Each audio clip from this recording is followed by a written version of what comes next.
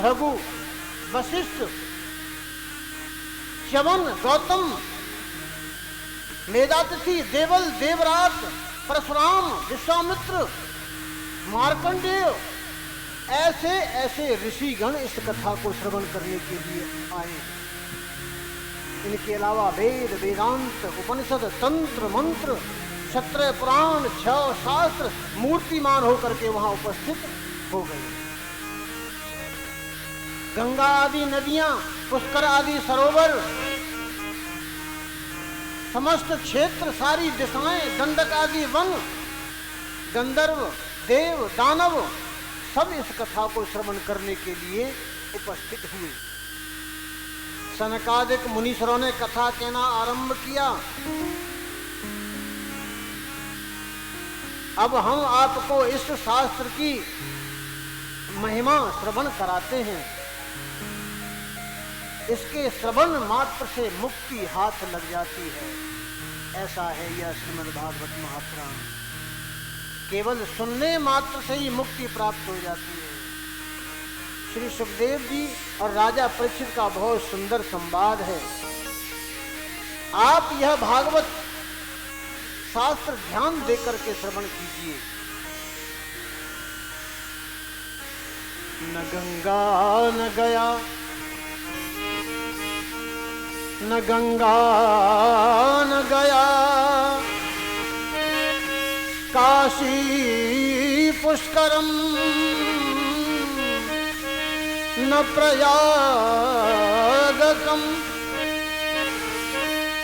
शुक शास्त्र कथायाश फले समताम नयेत।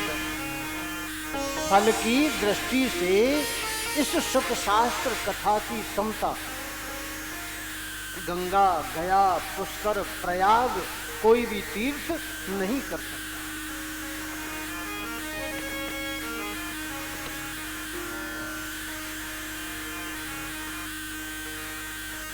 श्रीमद् भागवत महापुराण, इस पुराण में क्या क्या है, क्या क्या सुनने को मिल रहा है। भाव भक्ति भरी प्रेम रस धार है। इसमें भाव है, भक्ति है। भाव भक्ति भरी प्रेम रस धार है। पाप पुंजों से तरने को पथवार है। पाप पुंज मतलब हमारे जो पाप हैं वो एकत्रित हो जाते हैं, एक गठरी बन जाती है पापों की। उन पापों से छुटकारा पाने के लिए, उन पापों को दूर भगाने के लिए पाप पुंजों से तरने को पतवार है। और भागवत क्या है? भागवत जीव मुक्ति का आधार है। भागवत जीव मुक्ति का आधार है।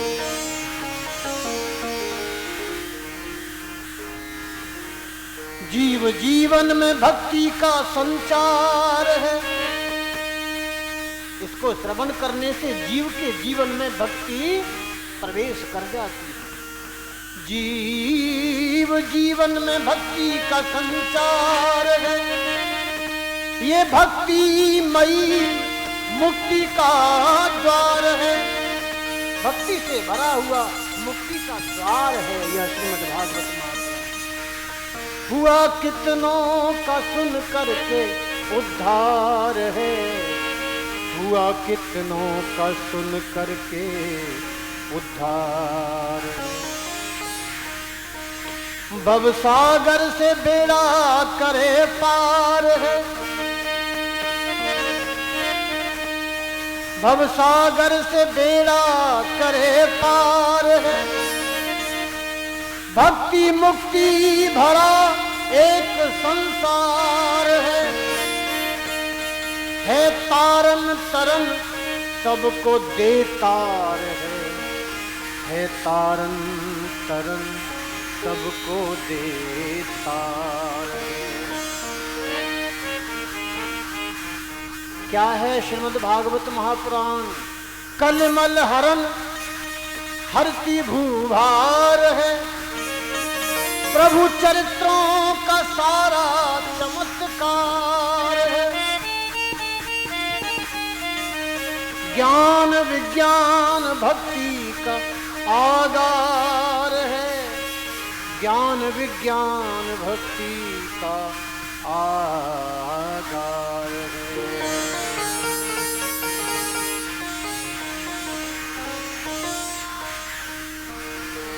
श्री शौनक जी ने कहा, सूत जी यह तो आपने बहुत आश्चर्य की बात कही। अवश्य ही यह भागवत महापुराण योगवेत्ता ब्रह्मा जी के जो आदि कारण हैं भगवान श्री नारायण, उनका निरूपण कराता है, उनका दर्शन कराता है। परंतु ये मोक्ष की प्राप्ति में ज्ञानादि सभी साधनों को पीछे छोड़ करके, उनका तिरस्कार करके सबसे आगे कैसे निकल गया?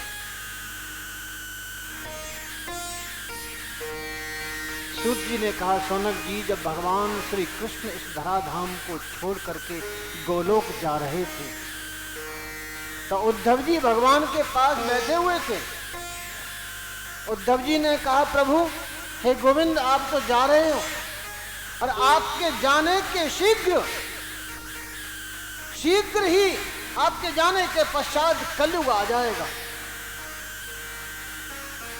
तब यह गौरूपिणी पृथ्वी, तब यह गौरूपिणी पृथ्वी कैसे रहेगी? अनेकों दुष्ट पैदा हो जाएंगे। जो सत्पुरुष कहे जाते हैं ना, वो भी उग्र प्रवृत्ति के हो जाएंगे।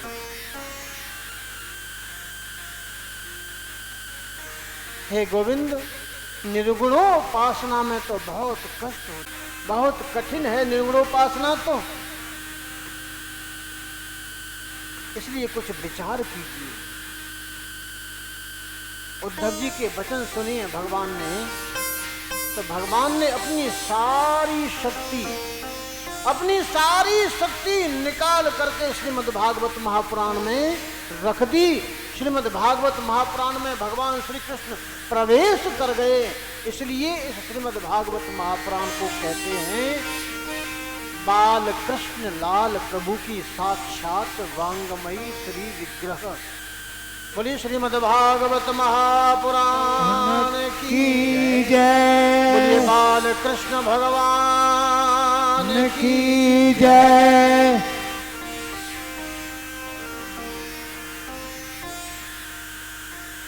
सूत जी कहते हैं, शौनक जी जिस समय सनकादिक मुनीश्वर इस प्रकार सप्ताह श्रवण की महिमा का बखान कर रहे थे, उस सभा में एक आश्चर्य हुआ। क्या आश्चर्य हुआ? एवं नगाह श्रवणो रुधिर में प्रकाशमाने ऋषिभिः सभायाम् आश्चर्यमेकं समभूतदानी तदोच्यते शंसुन शौनकत्वम्। भक्ति है सुतो तो तरुणो गृहीत्वा प्रेमैकरूपा सहसा विरासीत। श्री कृष्ण गोविंद हरे मुरारे नाथेति नामानि मुहुर्वदन्ति। वहाँ तरुणावस्था को प्राप्त हुए अपने दोनों पुत्र ज्ञान वैराग्य को लेकर के भक्ति रानी प्रकट हो गई। भगवान नामों का उच्चारण करते हुए श्री कृष्ण गोविंद हरे मुरारे हे नाथ नारायण वासुदेव। ताम चागताम भागवता तभूषाम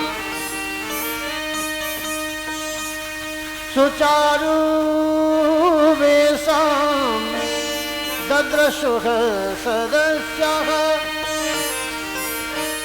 कथं प्रविष्टा कथमागतेयम्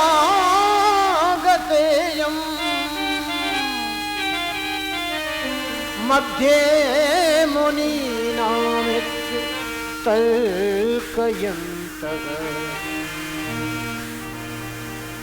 वहाँ जितने भी लोग उपस्थित थे, जितने भी ऋषि मुनि उपस्थित थे, सबने देखा कि परम सुंदरी भक्ति रानी भागवत के अर्थों का आभूषण पहने हुए उस सभा में पधारी। मुनियों की उस सभा में सभी यह तर्क वितर्क करने लगे हैं कि ये कैसे प्रविष्ट हुई। तो सनकादिक मुनीश्वरों ने बताया, ऊचुः कुमारा वचनम तदानी कथार्थ तो निष्पत्तिता धुनेयम् एवं गिरहता ससुता निशम्य सनत्कुमारं निजगाद नम्रा। ये भक्ति रानी अभी अभी कथा के अर्थों से निकली है। सनकादिक मुनीश्वरों के ऐसे वचनों को सुन करके अपने पुत्रों सहित अत्यंत विनम्र होकर भक्ति रानी बोली हैं, इस घोर कलयुग में मैं तो नष्ट हो चुकी थी, आपने कथामृत से सींच करके मुझे पुष्ट कर दिया है। अब आप मुझे ये बताइए कि मैं कहाँ रहूं। सनकादिक मुनीश्वर ने कहा, हे भक्ति रानी, तुम भगवान विष्णु के जो भक्त हैं ना, उनके हृदय में जाकर के विराजमान हो जाओ। वहां कलयुग तुम पर अपना कोई प्रभाव नहीं डाल सकेगा।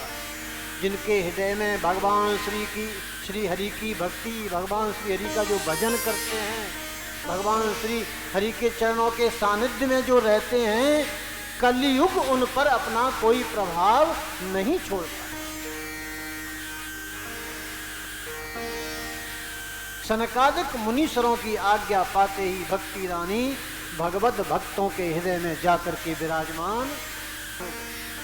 बोले श्रीमद् भागवत महापुराण की जय। ये मानवाः पाप कृतस्तु सर्वदा सदा दुराचाररता विमार्गदः क्रोधाग्निदग्धः कुटिलाश्च कामिनः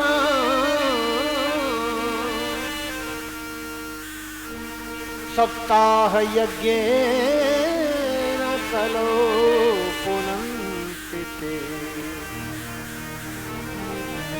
जो लोग सदा तरह तरह के पाप किया करते हैं, निरंतर दुराचार में ही तत्पर रहते हैं, सदैव उल्टे मार्गों से चलते हैं तथा क्रोधाग्नि से जलते रहने वाले कुटिल और काम परायण हैं, वे सभी इस कलयुग में सप्ताह श्रवण करते हैं तो वह भी पवित्र हो जाते हैं।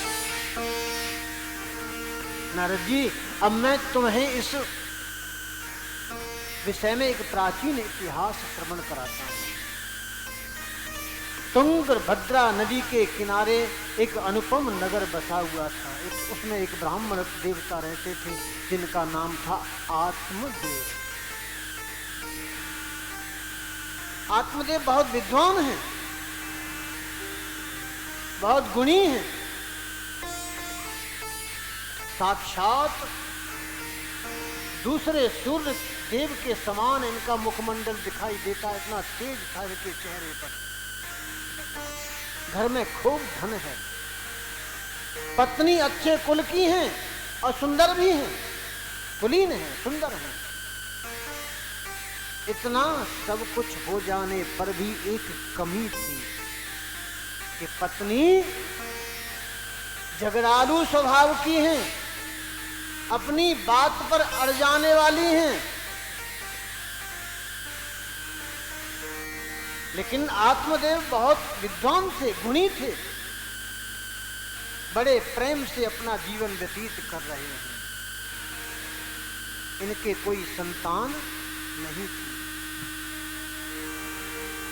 ब्राह्मण देवता विचार करते हैं मेरे कोई संतान नहीं है, आगे चल करके मेरे पितरों को कोई जल देने वाला नहीं होगा। मैं कैसा ब्राह्मण हूं, कैसा तपस्वी हूं, कैसा ज्ञानी हूं, कैसा गुणी हूं कि मेरे कोई पुत्र नहीं है। एक दिन बहुत दुखी हुए और घर से निकल करके चल दिए वन की ओर। दूर जाकर एक सरोवर के किनारे जाकर के बैठ रहे हैं, भगवान का स्मरण करने लगे कि प्रभु आपने मुझे बहुत सुंदर शरीर दिया, बहुत मुझे गुणवान बनाया, खूब मुझे धन दिया, मेरी पत्नी बहुत कुलीन है, अच्छे कुल की है, सुंदर है, लेकिन मेरे कोई संतान नहीं। अब आगे चल करके मेरे पितरों को कोई जल देने वाला नहीं होगा, है तो मेरा जीवन तो धिक्कार है।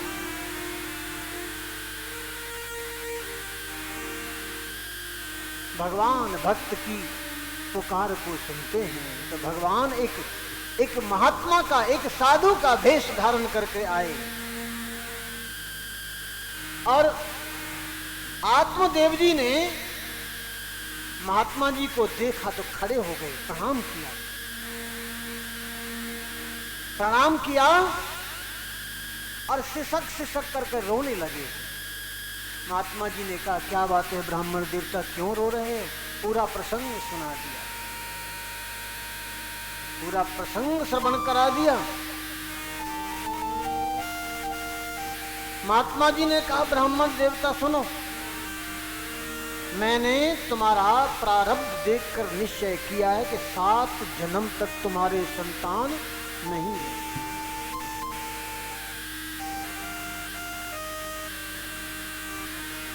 क्या करोगे? सिसक सिसक करके रो रहे हो संतान के लिए। जानते हो संतान कितना दुख देती है। अरे राजा सगर के 60,000 पुत्र थे, फिर भी उनका उद्धार नहीं हुआ था। राजा अंग को संतान के कारण कितना दुख भोगना पड़ा था, जानते हो? अरे ब्राह्मण देवता, मैं तुम्हें एक बहुत सरल उपाय बता रहा हूं। तुम भगवान को अपना पुत्र मान लो ना।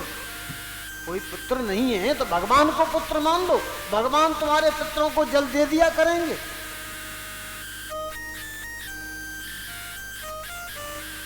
भगवान का एक नियम है, मैं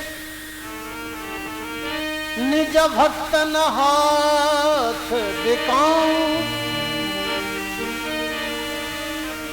भगवान तो कह रहे हैं कि मैं अपने भक्तों के हाथों से बिक जाता हूं।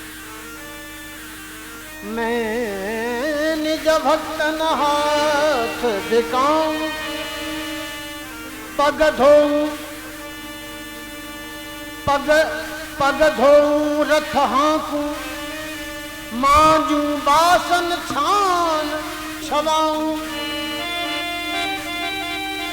अगर भक्त मेरो कहे निरंतर बेचे तो मैं बिक जाऊं।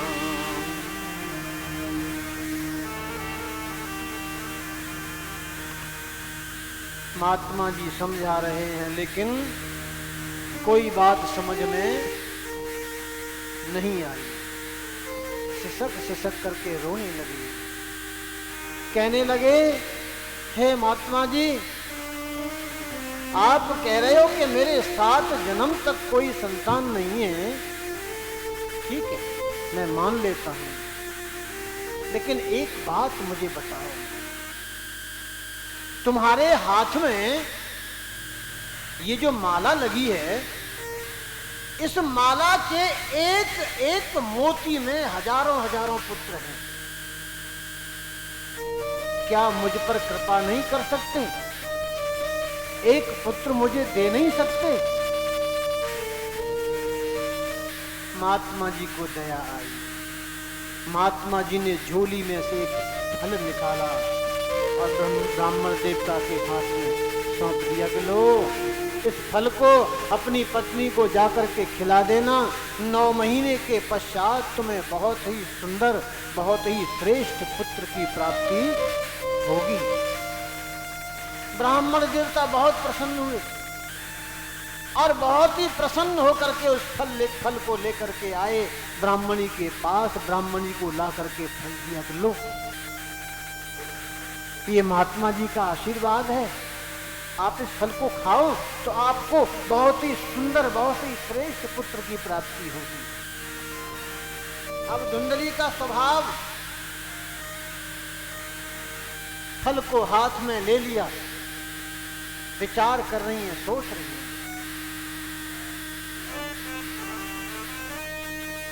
क्या फलों से कहीं बच्चे होते हैं? फलों से कहीं संतान प्राप्त, विचार कर रही है मन में कि फलों से कहीं संतान प्राप्त होती है। अच्छा ठीक है, कोई बहुत श्रेष्ठ महापुरुष, कोई बहुत तपस्वी महापुरुष आशीर्वाद दे दे, ऐसा हो जाए तो इस फल को मैं खाऊं, मेरे गर्भ में बालक आएगा, मेरा पेट बढ़ जाएगा, खाने पीने का परहेज करना पड़ेगा, मुझे बड़े परहेज से रहना पड़ेगा। और अगर बालक होने के समय मुझे कुछ हो गया, अगर मैं मर गई तो, और मेरे पेट में गर्भ में बालक है और घर में आग लग गई तो मैं भाग नहीं पाऊंगी, घर में चोर डाकू आ गए तो मैं अपने को बचा नहीं पाऊंगी, ऐसे विचार कर रही है मन में। उसी समय धुंधली की एक बहन है, बहन आ गई। बहन को पूरा प्रसंग बताया कि मेरा मन नहीं कर रहा है इस फल को खाने का। तो बहन ने कहा कि कोई बात नहीं, तेरा मन नहीं है, तू इस फल को मत खा।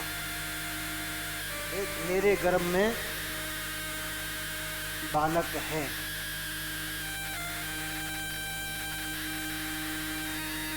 एक काम कर, इस फल की तो कर लेते हैं परीक्षा, इस फल को तो गाय को खिला देते हैं, और समय आने पर मेरे बालक जो होगा, मैं गुप्त रूप से तुझे बालक ला करके दे दूंगी। तब तक तू घर में गुप्त रूप से पेट में कपड़े बांध ले, घर में रहे, पति देव से कह दे कि मेरे गर्भ में शिशु है। फल गाय को खिला दिया, गुप्त रूप से घर में निवास करने लगी। बहन के पुत्र हुआ, बहन ने पुत्र ला करके धुंधली को दे दिया। आत्मदेव जी को बताया गया कि मेरे पुत्र प्राप्त हुआ है। तो आत्मदेव जी बड़े प्रसन्न हुए कि मेरे यहाँ पुत्र रत्न का आगमन हुआ है।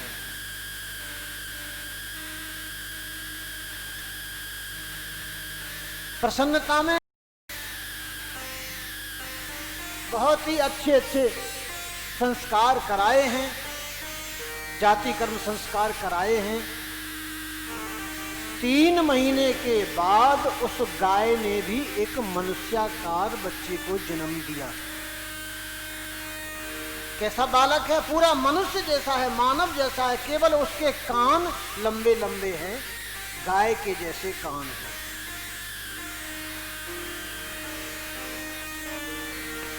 वो जो बालक आया ना, उसका नाम रखा गया। पिताजी ने मन में विचार किया कि हमारा नाम है आत्मदेव और हम अपने पुत्र का नाम रख दें परमात्मा देव। दोनों पति पत्नी सलाह कर रहे हैं। धुंधली ने कहा, क्यों जी, तुम्हारा पुत्र नहीं है, ये पुत्र है मेरा, मैं इसका नामकरण करूंगी। मेरा नाम है धुंधली, मैं अपने पुत्र का नाम रखूंगी धुंधकारी। उसका नाम रख दिया धुंधकारी। और गाय के जो बच्चा हुआ है, गाय के से कान देखे हैं, और इसका नाम रख दिया गौ कर्ण। गाय गाय जैसे कान, मतलब गौ कर्ण, कर्ण माने कान। अब दोनों बालक धीरे धीरे बड़े होने लगे। इनमें गोकर्ण जी जो है ना, ये आगे चल करके महान विद्वान हुए, बहुत ही ज्ञानी पंडित हुए।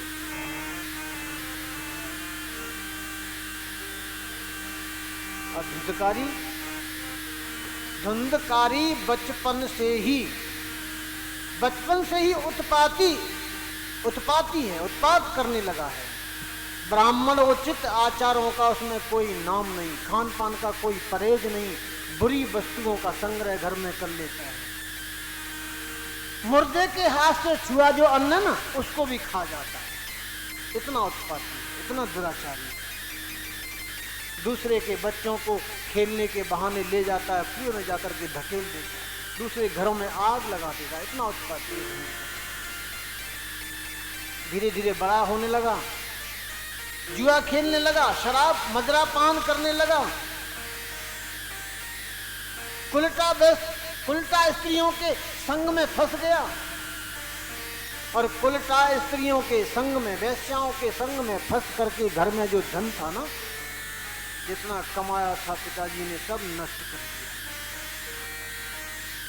एक दिन माता पिता को बहुत मारा, बहुत पीटा। घर के सारे जो बर्तन थे ना, उठा करके ले गया, बाजार में जाकर के बेच दिए। आत्मदेव जी पुत्र की करतूतों से बहुत दुखी हुए कि मैं पुत्र के लिए कितना उदास था, कितना बेचैन था कि जाकर के जंगल में बैठ गया था। एक संत जी ने, एक महात्मा जी ने मुझे आशीर्वाद के रूप में फल दिया था। ये विपरीत कैसे हो गया? क्या संत का आशीर्वाद ऐसा होता है? बहुत दुखी हो रहे हैं। ये हो कैसे गया? मेरा पुत्र इतना उत्पाती कैसे हो गया? उसी समय गोकर्ण जी आए। गोकर्ण जी ने पिताजी से कहा है, पिताजी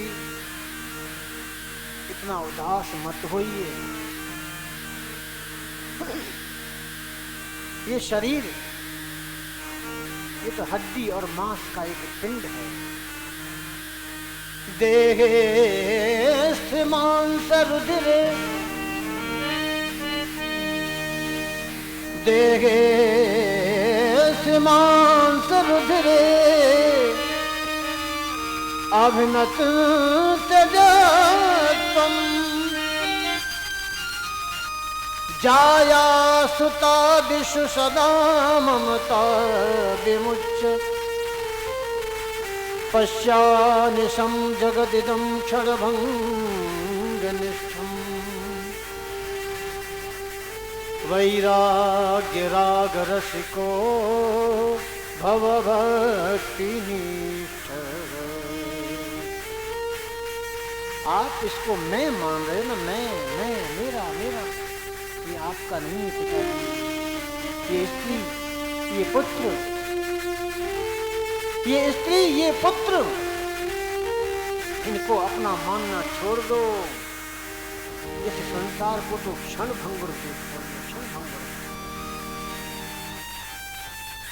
इस संसार की किसी भी वस्तु में राग मत करो। इस संसार से विरागी हो जाओ।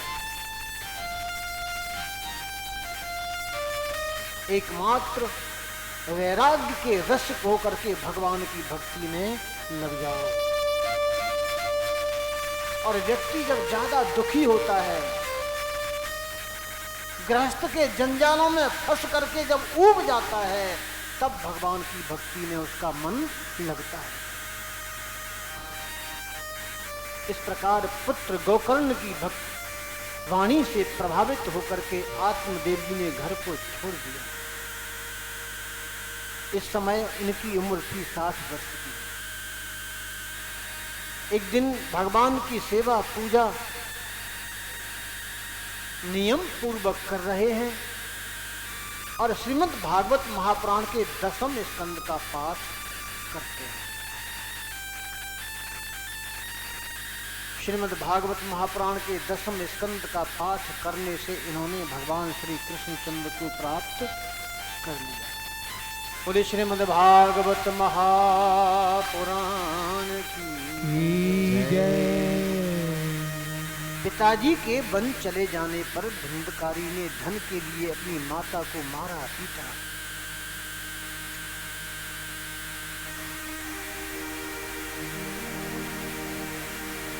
और कह रहा है कि तेरी खबर लूंगा जलती हुई लकड़ी से, नहीं तो धन बता दे, घर में धन कहाँ रखे।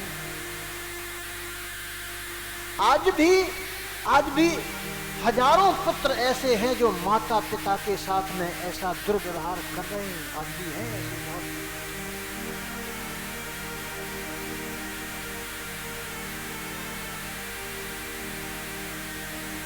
पुत्र की धमकी से डर करके, उपद्रवों से दुखी होकर के रात्रि के समय कुएं में जा करके गिर गई मां, उसकी मृत्यु हो गई। और गोकर्ण जी चले गए तीर्थ यात्रा को।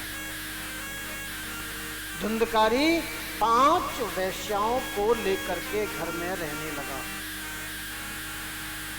एक दिन बहुत सा धन लाया चोरी करके। घर में तो धन रहा नहीं, चोरी करने लगा। चोरी करके बहुत सा धन लाया, किसी राजा के यहाँ से घर में ला करके धन रख दिया। उन स्त्रियों ने, उल्टा स्त्रियों ने देखा कि आज तो बहुत सारा धन चुरा करके लाया है, इस धन से बहुत सुख हमको मिलेगा। विचार करने लगी कि ये किसी राजा का धन है, ये पकड़ा जाएगा, इसको मृत्यु दंड दिया जाएगा, इसको तो मरना ही है, ये तो मरेगा निश्चित, बचेगा नहीं। इसलिए एक काम करो, अपने हाथों से इसको मारो और यहां से धन को लेकर के चलो। सोते हुए धुंधकारी को चारपाई पर रस्सियों से कस दिया और जलती हुई लकड़ी के अंगारों से धुंधकारी को मारा और उस धन को लेकर के चंपत हो गई।